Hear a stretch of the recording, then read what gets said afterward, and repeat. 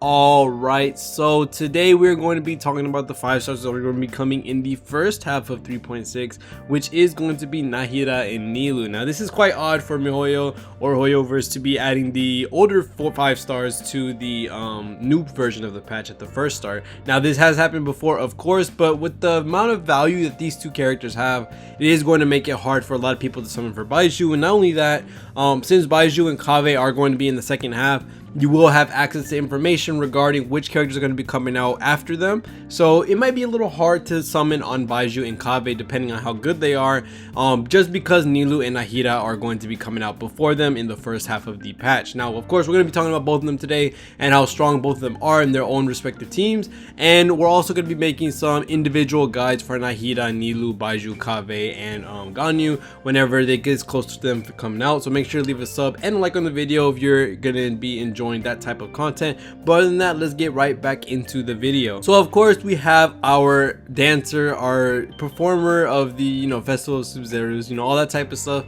We have Nilou. Now Nilou is a very strong character because of the amount of things that she can do for your team and basically how easy it is to build her for the most part.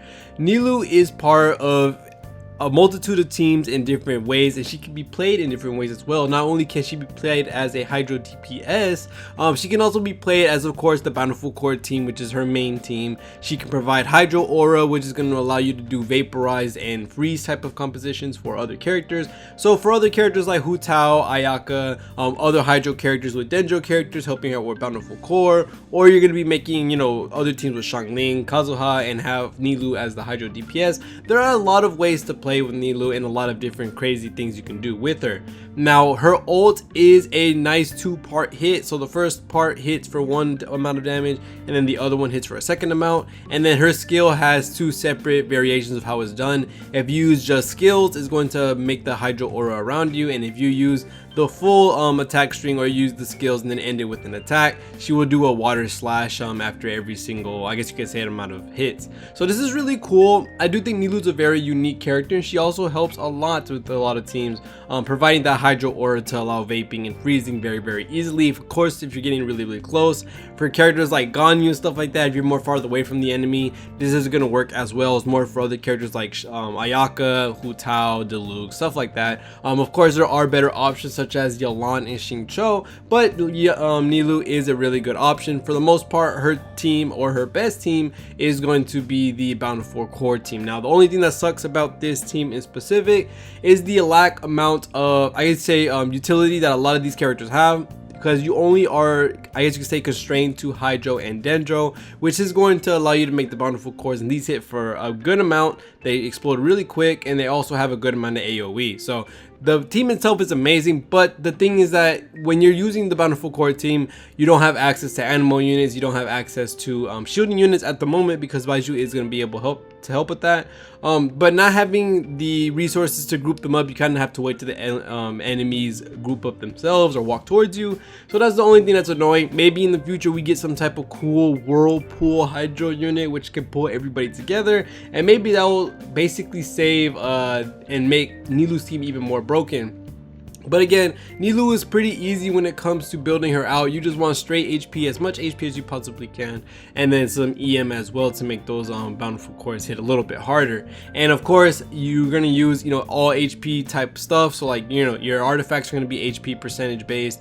Your weapon is gonna be HP percentage based. Of course, your signature weapon is going to be the absolute best that you could possibly get on her. But Nilou overall is a really easy character, and her teams are very cheap in all honesty. Especially if you have other 5 stars, it makes it even better. But stuff like Yao Yao, stuff like Yelan, stuff like if you already have Nilou, a lot of this stuff is going to be able to work very easily and very well with those characters already. It's just that when you have other 5 stars like Nahida, with Nilou, with Kokomi, all these other cool 5 stars are going to make Nilou hit even harder. So you definitely want to try and look into getting Nilou if you're very looking forward to playing with this Bountiful Core type team, which is absolutely monster at destroying a bunch of mobs of enemies. And also she has a lot of different play styles and a lot of different uses in a lot of different teams. So this is something that a lot of people can look forward to. Now of course we're going to be talking about our main unit, the main unit that everyone's probably going to be summoning for, the best unit in the game in my honest opinion, Nahida.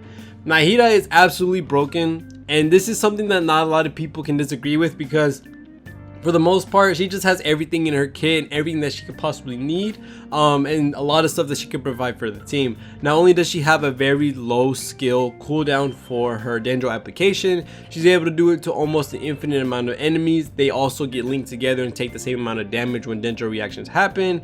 Her on the full EM build is going to be doing some nasty damage, around 20 to 30k with, you know, small investment in all honesty, when you do Dendro reactions with her Tri-Karma Purification from her skill. And then her burst overall just allows for her to do more damage, do it faster, and also boost the EM for a lot of characters. So for a lot of the characters in the game that are from Sumerus, like Alhaitham, like Nilou, all these characters that scale off of EM, you can even use this on stuff like Ganyu or Hu Tao. You're giving them a set amount of EM based on how much Nahida has, and with Nahida, you're going to be stacking full EM, you're going to be having that Deep Wood Memories, you're going to be having her signature weapon or other EM catalysts. There's just a lot of different options that Nahida can use, and she's just absolutely so amazing.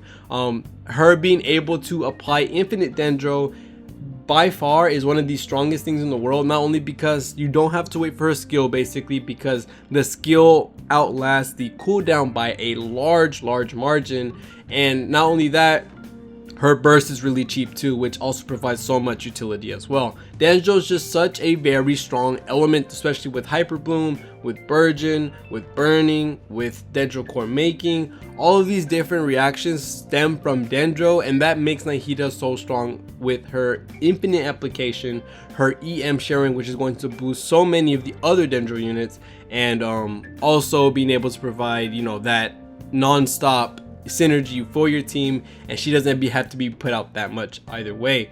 She can be played as a main DPS, she can be played as a support. She is an overall amazing unit, super busted strong unit. So for a lot of people that are looking forward to Nahida, she is overall an amazing pick.